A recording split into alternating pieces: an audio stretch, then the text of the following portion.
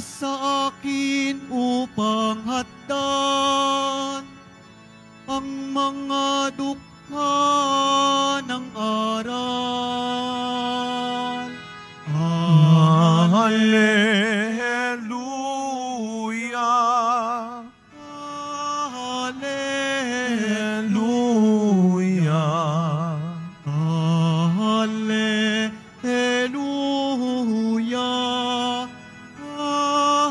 Hallelujah!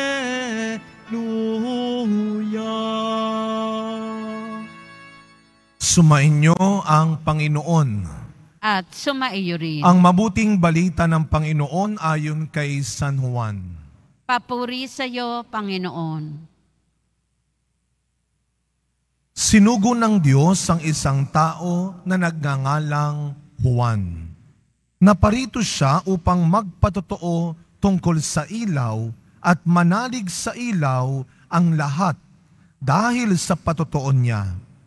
Hindi siya ang ilaw, kundi naparito siya upang magpatotoo tungkol sa ilaw. Nang suguin ng mga Hudyo sa Jerusalem ang ilang saserdote at Levita upang itanong kung sino siya, sinabi ni Juan ang katotohanan. Sinabi niyang hindi siya ang Mesiyas. Kung gayoy sino ka? Tanong nila. Ikaw ba si Elias? Hindi po. Tugon niya. Ikaw ba ang propetang hinihintay namin? Sumagot siya, hindi po. Sino ka kung gayon? Tanong nila uli. Sabihin mo sa amin para masabi namin sa mga nagsugo sa amin. Ano ang masasabi mo tungkol sa iyong sarili? Sumagot si Juan. Ako ang tinig ng isang sumisigaw sa ilang, tuwirin ninyo ang daraanan ng Panginoon. Ang propeta Isaías ang may sabi nito. Ang mga nagtanong ay sugo ng mga Pariseyo. Muli nilang tinanong si Juan, bakit ka nagbibinyag? Hindi pala naman ikaw ang Mesiyas, ni si Elias, ni ang propeta. Sumagot siya, ako'y nagbibinyag sa tubig, ngunit nasa gitna ninyo ang isang hindi ninyo nakikilala. Siya ang susunod sa akin, subalit hindi ako karapat dapat magkalagman lamang ng tali ng kanyang panyapak. Ito'y nangyari sa Betania, sa ibayo ng Jordan na pinagbibinyagan ni Juan. Mga kapatid, ang mabuting balita ng Panginoon. Pinupuri ka namin, Panginoong Hesukristo. Magsiupo muna ang lahat. Good morning po sa inyong lahat.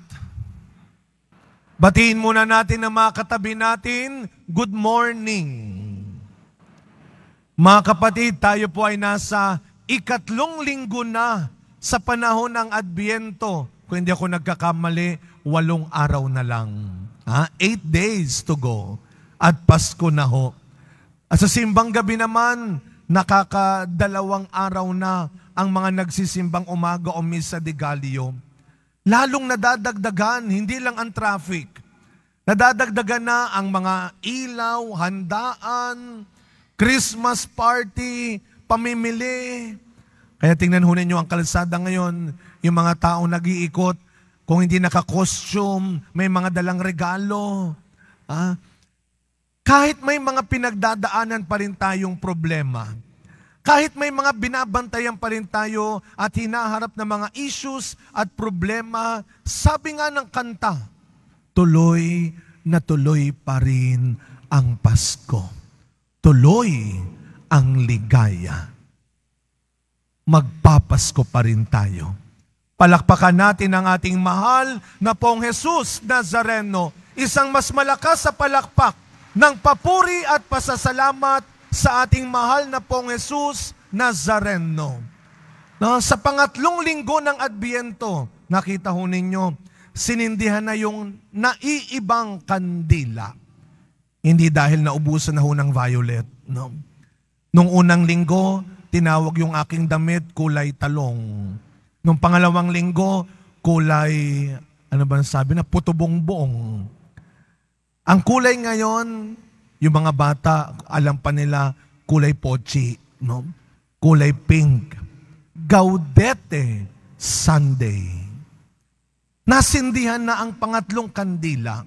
Ang unang kandila ay ang kandila ng pag-asa.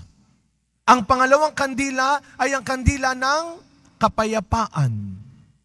Ang pangatlong kandila ay ang kandila ng kagalakan. Joy, gaudete, rejoicing. Isa po sa mga mahalaga at kailangang ugali sa paghahanda at paghihintay ay ang kagalakan.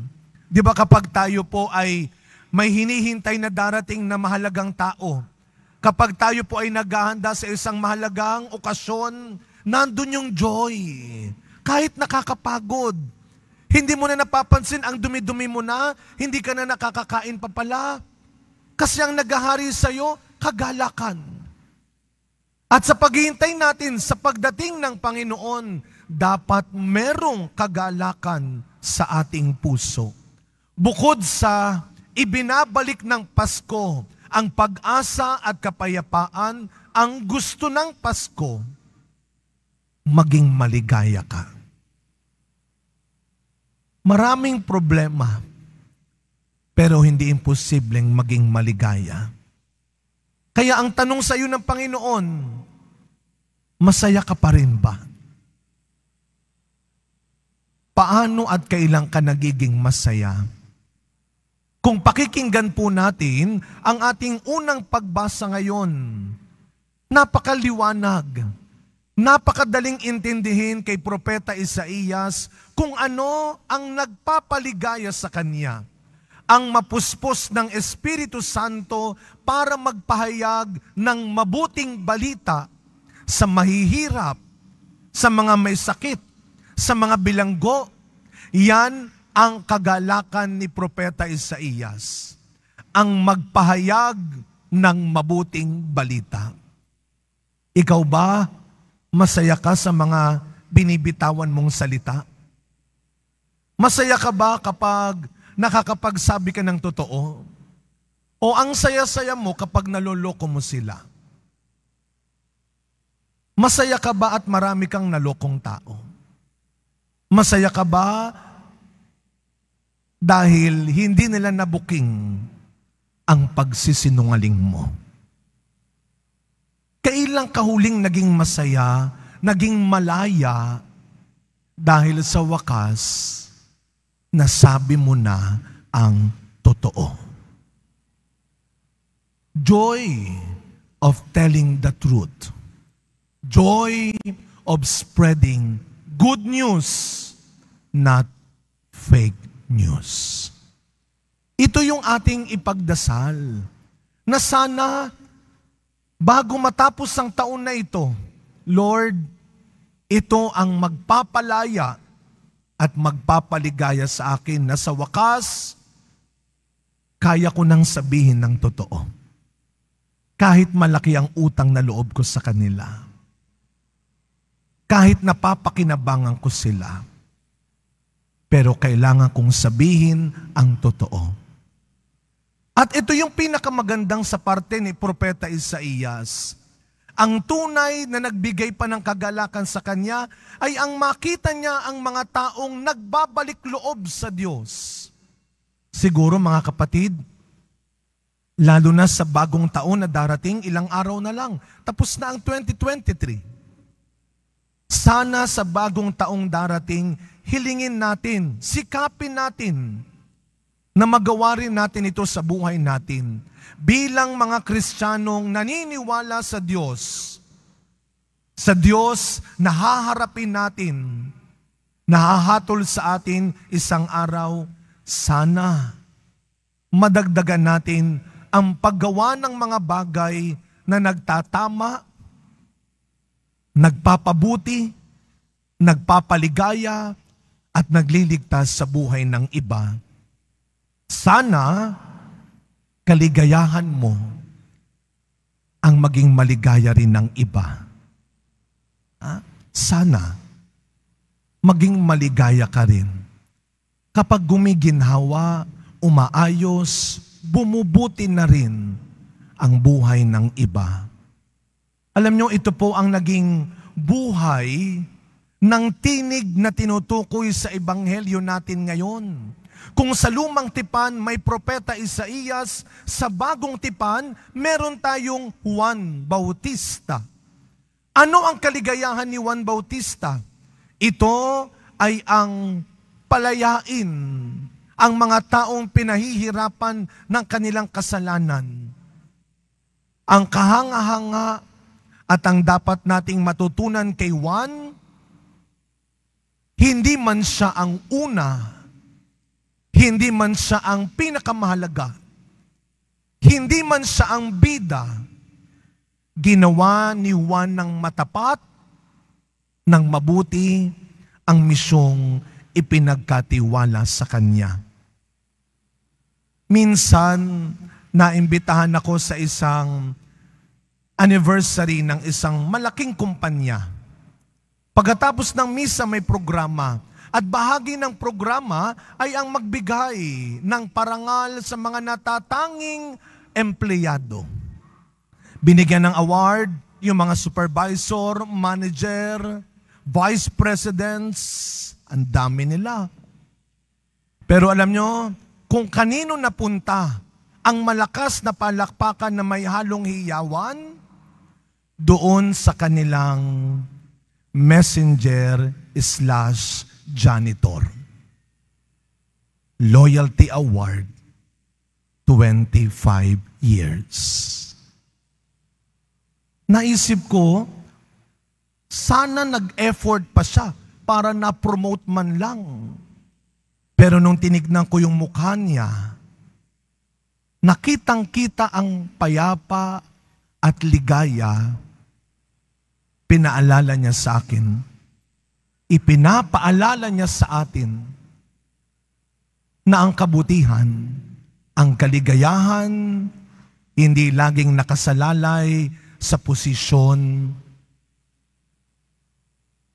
sa sitwasyon, sa kondisyon ng buhay, kundi nasa iyong disposisyon.